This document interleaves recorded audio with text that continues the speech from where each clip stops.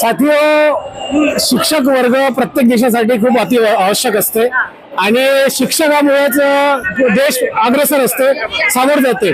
आता आपल्यासोबत ज्या महिला आहेत ह्या शिक्षक वर्गातल्या आहेत आणि यांनी आंदोलन सुरू केलेलं आहे. नागपूरला हिवाळी अधिवेशन आहे, त्याच्यामध्ये मोर्चामध्ये सामील आहेत. जाणून घेऊ त्याची प्रतिक्रिया. सगळ्यात पहिले त्यांचा परिचय. मॅडम, आपला परिचय सांगा.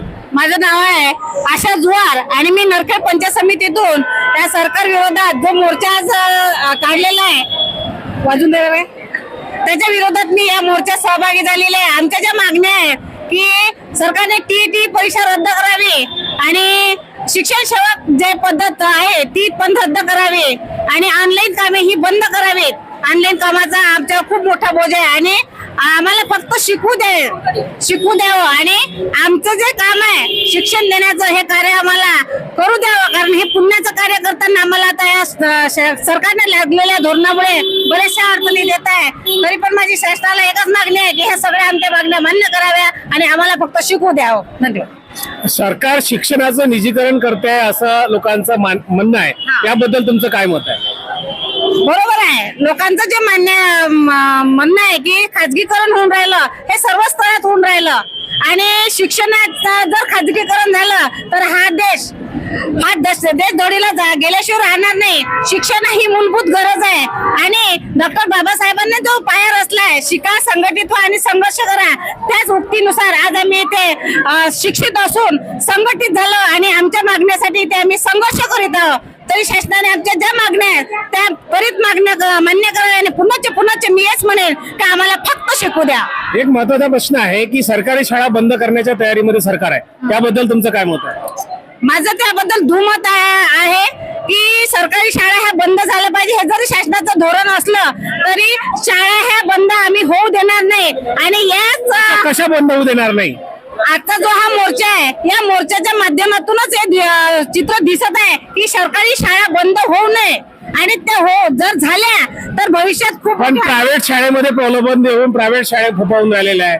सरकारी शाळेमध्ये मुलं नाही तर त्या पटसंख्या नसल्यामुळे सरकार म्हणतंय की पटसंख्या नाही तर ते बंद करून देऊ. शिक्षक भरती नाही, शासनाची भरती कमी आहे आणि अशस्त्र कामाचा बोजा वाढलाय आणि जे मुलांची संख्या कमी आहे ही प्रायव्हेट शाळेमुळेच आहे. पण प्रायव्हेट शाळेपेक्षाही चांगलं शिक्षण आम्ही देतो असं आम्ही ठामपणे सांगत आहोत आणि सांगणारे आहोत. पण महत्वाचं की जर तुमच्या सरकारी शाळेमध्ये मुलंच आले नाही तर सरकार म्हणते की पटसंख्या नसल्यामुळे आम्ही सरकारी शाळा बंद करू.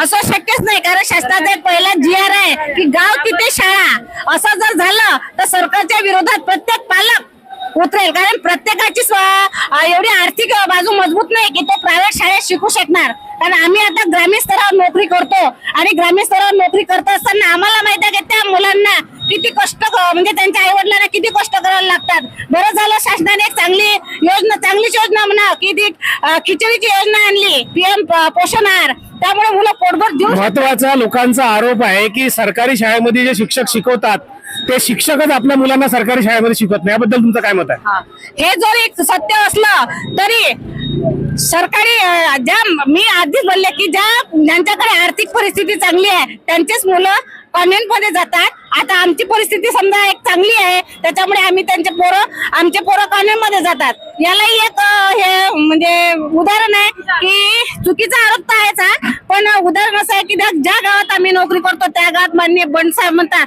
की आम्ही तिथे राहायला पाहिजे, पण तिथे सुविधा नाहीये त्या शाळेला. ठीक आहे. तर साथियो, या विचाराबद्दल तुमचं काय मत आहे? कारण शिक्षण महत्वाचं असते आणि लोकांचा एक आरोप आहे की जे टीचर शाळेमध्ये सरकारी शाळेमध्ये शिकवतात ते टीचर आपल्या मुलांना आपल्या शाळेमध्ये शिकवत नाही आणि ते प्रायव्हेट शाळेमध्ये शिकवतात. तर काय सरकारी शाळेतल्या टीचरची नोकरी वाचेल हा महत्वाचा प्रश्न आहे. जर लोकांनी जर सरकारी शाळेमध्ये शिकवलं नाही तर काय ते टीचर आपली नोकरी वाचू शकेल हा महत्वाचा मुद्दा आहे. याबद्दल तुमचं काय मत आहे? तुम्ही काय विचार करता ते आमच्या चॅनलवर जरूर कळवा.